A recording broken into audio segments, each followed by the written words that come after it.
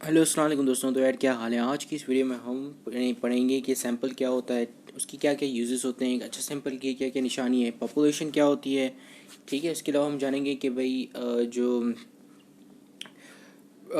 Probability non probable sample क्या होते हैं, सैम्पलिंग क्या होती है और प्रोबेबल सैम्पलिंग क्या होती है। इसके साथ हम ये भी पढ़ेंगे कि जो सैम्पलिंग का प्रोसेस होता है वो किस तरह काम करता है। ठीक है। So, sample is an infinite part of a statistical population whose properties are studied to gain information about the whole. When dealing with people, it can be defined as set of respondents selected from a larger population for the purpose of a survey. ठीक है। अब sample कुछ एक होता है infinite. ठीक है, infinite यानी कि अनलिमिटेड, फाइनाइट मतलब लिमिटेड। हम क्या हो कि सिंपल बेसिकली अगर मैं उसको उर्दू में सिंपल बिल्कुल सिंपल करके समझाऊं तो क्या होता है कि जो पूरी होल पॉपुलेशन होती है उसमें से कुछ चीज़ें उठाते हैं तो उस चीज़ को हम कहते हैं सैंपल। अब सैंपल हम सैम्पलिंग इसलिए करते हैं क्योंकि पूरी पॉपुलेशन को एनालाइज करना या उसके ऊपर एक्सपेरिमेंट करना काफ़ी डिफ़िकल्ट हो जाता है। तो जिसकी वजह से हम सैंपल के ऊपर एक्सपेरिमेंट करते हैं और उसको एनालाइज करते हैं और उसके ऊपर जो रिपोर्ट होती है हम उसको भी मतलब इस तरह अज्यूम करते हैं कि भाई पॉपुलेशन की ये रिपोर्ट है। ठीक है। तो बेसिकली एक पॉपुलेशन क्या होती है कि group of item, set of peoples या कोई भी चीज़ जो कि ग्रुप में हो। ठीक है। अब उस ग्रुप में से आप कुछ चीज़ें निकाल के और उनको ऊपर एनालाइज करो तो ये प्रोसेस कहलाता है सैम्पलिंग का। ठीक है। सैम्पल बेसिकली फाइनाइट लिमिटेड जो आइटम्स, सेलेक्टेड आइटम्स होते हैं जिसको आप जो है रैंडमली सेलेक्ट करते हो और सब आइटम के जो है वो इक्वल चांसेस होते हैं। ठीक है। तो उनको आप सेलेक्ट करते हो और उनकी जो सिलेक्शन का जो प्रोसेस होता है उसको हम कहते हैं सैम्पलिंग प्रोसेस। ठीक है। और जो रैंडम आपने आइटम सेलेक्ट किए हैं या लोग सेलेक्ट किए हैं उनको बेसिकली हम कहते हैं रिस्पोंडेंट्स, क्योंकि उनके ऊपर एक्सपेरिमेंट हुआ जा रहा होता है। ठीक है।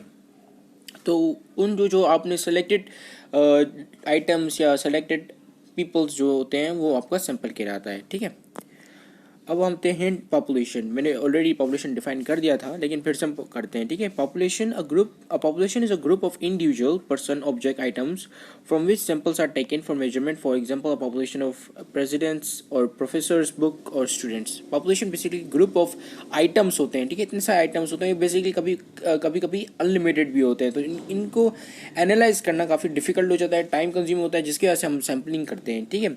ताकि वो जो सैंपल का जो रिजल्ट आएगा उसको हम ये मान लेते हैं कि पूरी पॉपुलेशन भी इसी तरह ही, जिस तरह वो सैंपल बिहेव कर रहा है इसी तरह वो पॉपुलेशन भी बिहेव करेगी। ठीक है। तो सैम्पलिंग की बेसिस पे हम पॉपुलेशन का ओवरऑल रिजल्ट निकालते हैं या उसके ऊपर एक्सपेरिमेंट करके हम पॉपुलेशन का ही रिपोर्ट बनाते हैं। ठीक है। अब सैम्पलिंग क्या है। ठीक है। ये basically it is a act or process or technique of selecting the suitable sample or representative part of a population for the purpose of determining characteristics of the whole population. ठीक है। Sampling basically process है एक, जो हम selection कर रहे होते हैं ना, it is a process of selection items, selecting the items from the population और सेलेक्टिंग द पीपल्स और ऑब्जेक्ट फ्रॉम द पॉपुलेशन। ये एक प्रोसेस है सिलेक्शन करने का। ठीक है।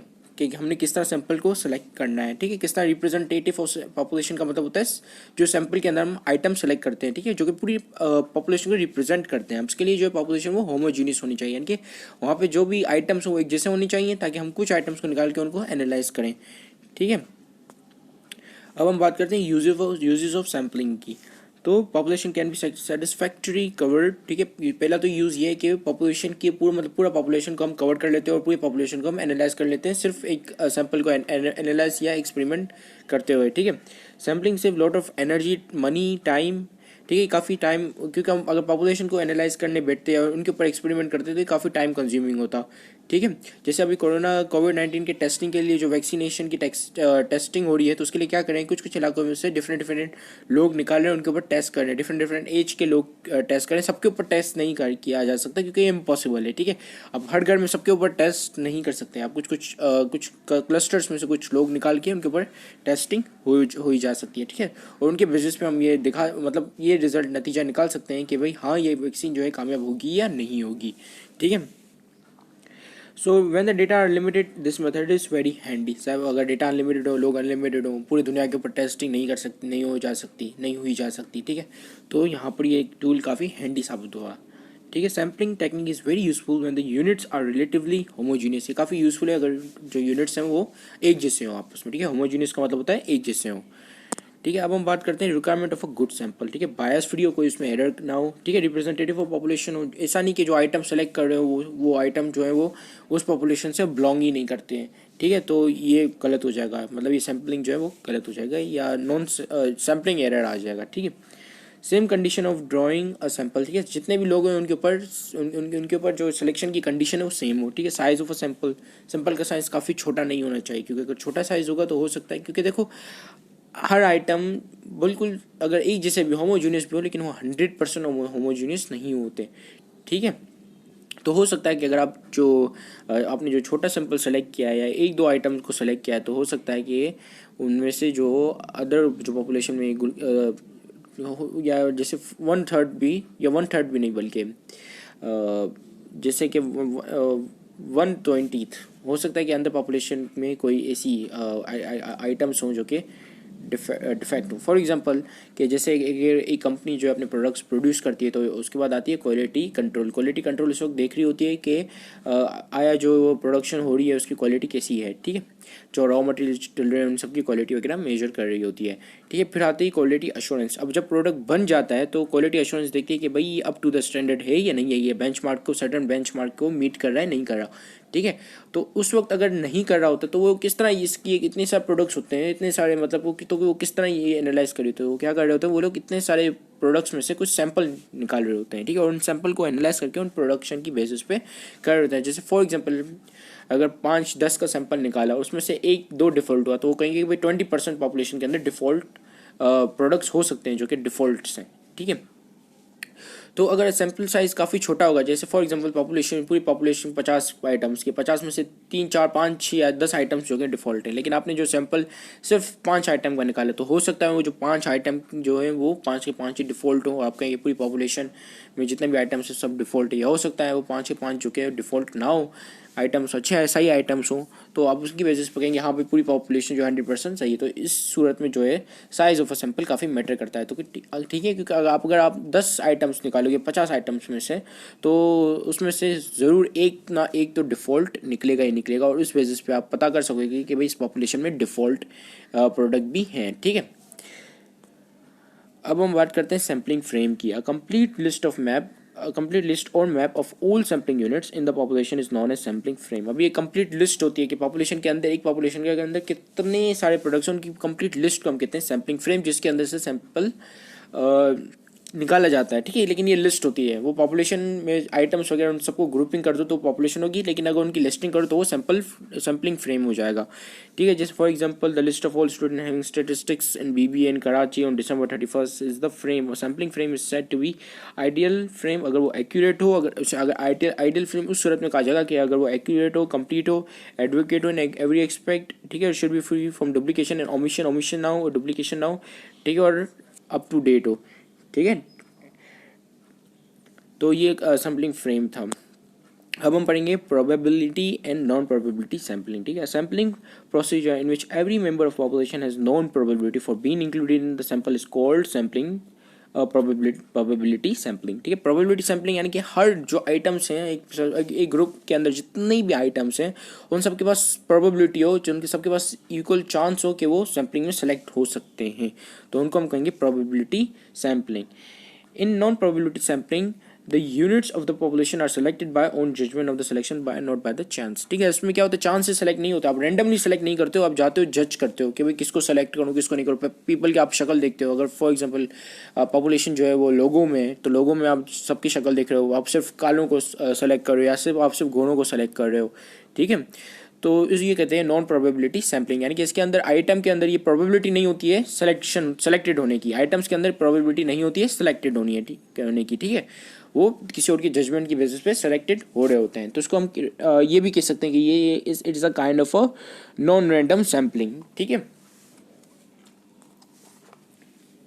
अब हम बात करेंगे sampling and non sampling error की।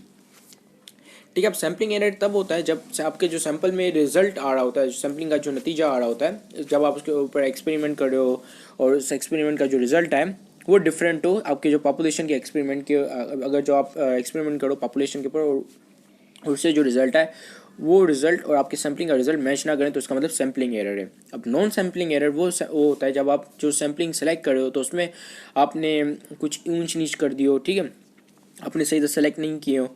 और दूसरा कि जब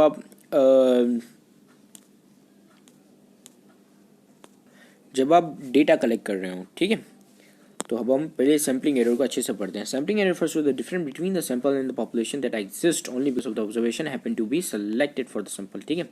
जैसे मैंने आपको एग्जांपल दी थी कि प्रोडक्ट, इतने से प्रोडक्ट्स पड़े हुए हैं, ठीक है, बस पॉपुलेशन के अंदर जो 10 प्रोडक्ट, वो 5 प्रोडक्ट्स जो हैं वो डिफ़ॉल्ट हैं, ठीक है, सही नहीं बने हुए। लेकिन आपने जो सैम्पलिंग की उसके अंदर सब के सब सही वाले आ गए पॉपुलेशन में से जो आपने सैंपल निकाले, ठीक है।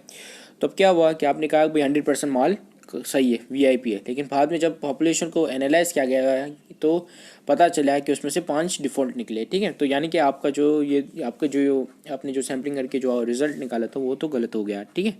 तो it is a different between, तो आपने यहाँ पे सैम्पलिंग में एरर आ गया कि आपने सैम्पलिंग जो की वो गलत तरीके से की, ठीक है। तो ये क्या हो जाता है, जब आप सैंपल का साइज़ बढ़ा देते हो तो ये एरर ख़त्म हो जाता है, क्योंकि जाहिर सी बात है अगर जितना बड़ा सैंपल होगा तो उसमें एक तो डिफ़ॉल्ट आएगा ही आएगा, ठीक है, पॉपुलेशन की प्रोडक्ट्स का। ये पिछली एग्जांपल वाला बता रहा हूँ, ठीक है। अब आते हैं नॉन सैम्पलिंग एरर, ठीक है। ये तब होता है जब आप डेटा एक्विजिशन में कोई एरर आ गया हो, आपने गलत डेटा कलेक्ट कर लिया हो, ठीक है। नॉन रिस्पॉन्स एरर, ठीक है, आपने जिस जो पीपल सेलेक्ट किए हो वो सही तरह आपको रिस्पॉन्ड ना कर रहे हो, ठीक है। सिलेक्शन बायस, अपनी जो सैम्पलिंग की और उसमें आप जो है वो उसमें रैंडम सैम्पलिंग फॉर एग्जांपल आपने नहीं की, ऐसे ही उठा लिया लोगों को, यानी कि आप अपनी जजमेंट की बेसिस पे उठा ले, तो जाहिर सी बात है उसमें एरर आ सकता है, ठीक है। अब हम बात करेंगे पैरामीटर एंड स्टैटिस्टिक। अब पैरामीटर जो होता है वो बेसिकली पॉपुलेशन की कैरेक्टरिस्टिक्स को बता रहा होता है, ठीक है, और स्टैटिस्टिक्स जो है वो सैंपल की कैरेक्टरिस्टिक्स को बता रही होती है, ठीक है। Influence statistics enables you to make an educated guess about the population parameter based on the statistic computed from a sample randomly drawn from that population, ठीक है। अब देखो ये आ गई हमारी पॉपुलेशन, और ये जो म्यू है, यू करके जो बना है उसको हम म्यू बोलते हैं, ठीक है। इसकी जो कैरेक्टरिस्टिक होती है उसको हम पैरामीटर बोलते हैं, ठीक है। और पॉपुलेशन का मीन अलग निकलता है, ठीक है, और इसके अलावा स्टैटिस्टिक का जो मीन है उसको हम कहते हैं सिंपल मीन, ठीक है। तो आज की वीडियो यहाँ पे ख़त्म हो जाती है। Thank you very much for watching this video. मैं आपको यहाँ पे मीन, वेरिएंस और स्टैंडर्ड डेविएशन के कुछ फॉर्मूले यहाँ पे आपको दिखा देता हूँ, ठीक है। तो these are the formulas from which you can solve the questions, ठीक है। सो वैसे ये जो लेक्चर था वो थियोरेटिकल था, ठीक है। यहाँ पे कोई हम न्यूमेरिकल या प्रैक्टिकल सॉल्व नहीं करने वाले थे, ठीक है, बिकॉज वो मैं कॉपी पे करवाता हूँ, ठीक है। तो thank you very much for watching this video. Have a great day and अल्लाह हाफिज़।